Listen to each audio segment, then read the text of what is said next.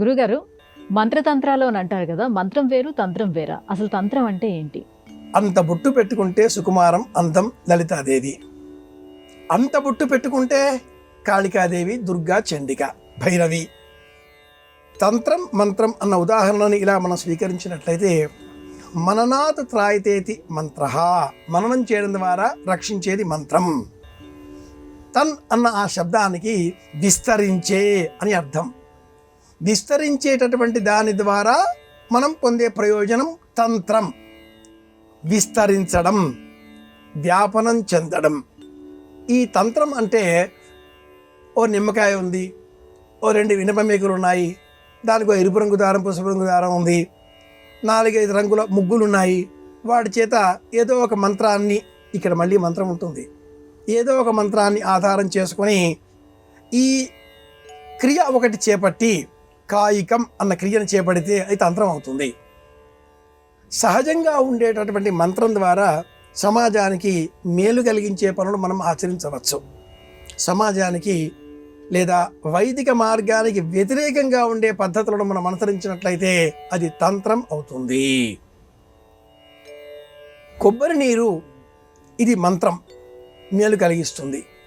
ఈ కొబ్బరి నీరును రాగి చెంబులో, రాగి గ్లాసులో పోసి కొన్ని మంత్రాలను ఉచ్చరించడం ద్వారా శక్తిని అక్కడ సృష్టించి, కొత్త శక్తిని కేంద్రీకరింపజేసి, తద్వారా మన సంకల్పాలను పరిపూర్ణం చేసుకునే ప్రయత్నం చేయడం, ఇది తంత్రం అవుతుంది. దీన్నే మనం అవైదికం అని కూడా చెప్తూ ఉంటాం. ఈ అవైదికమైన క్రియలలో సనాతన ధర్మానికి, సమాజానికి, వాతావరణానికి హానికారకంగా ఉండే పద్ధతులు అనేకం ఉన్న కారణం చేత ప్రాచీన వేదవేత్తలు వేద విజ్ఞానాన్ని ఆధారం చేసుకుని జీవనం కొనసాగించేటటువంటి సంప్రదాయ జీవనులు, సనాతనులు తంత్ర మార్గాన్ని గ్రహించారు. ఇది సమాజానికి కీడు కలిగిస్తుంది అన్నారు. కనుక మంత్రాన్నే ఉపాసన చేయండి. పాజిటివ్ వైబ్రేషన్స్ అంటాం మంత్రం జపం చేస్తే కలిగేటటువంటి శక్తి. ఎస్తే మన్యావిధద్వజ్రసాజ కసహ ఓజః పుష్యతి విశ్వమానుషకు సాఖ్య మదా సమార్యంత్వజ ఆయుజ. ఇది మంత్రం.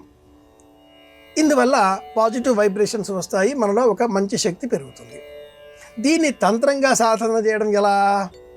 సింధూరాన్ని కొబ్బరి నూనెలో కలిపి, అందులో కాసింత మిరియపు గింజల పొడి వేసి మిశ్రమంగా చూర్ణం చేసి, ఈ మంత్రశబ్దానికి ఖట్ ఫట్ చై చింది భింది ఇతివాచ క్రూరాణి, క్రూరమైన శబ్దాలు ఇవి.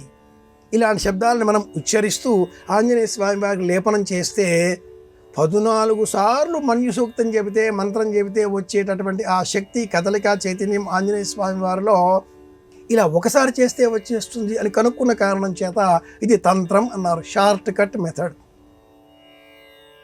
ఎంతసేపు ఉడకాలో అన్నం అంతసేపు కుక్కర్ మీద పెట్టి ఉడికించితే ఆ అన్నానికి శక్తి కలుగుతుంది, ఆరోగ్యం లభిస్తుంది.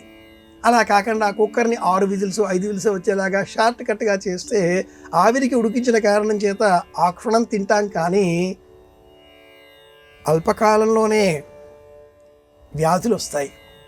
ఇది గ్రహించిన సనాతనులు అన్నం ఎలాగో మంత్రం అలాగే అని చెప్పి తంత్ర విద్యలు వద్దండి, మంత్ర విద్యలు మేలు కలిగిస్తాయండి అంటూ వివరించారు. ఇది విషయం. మంత్రం దీర్ఘకాలికంగా మేలు కలిగించే అంశం, తంత్రం షార్ట్ కట్ సులభ ఉపాయాలలో క్రియాకర్మల ద్వారా అదే ఫలితాన్ని అందించే ఉపకరణం. ఇది విషయం.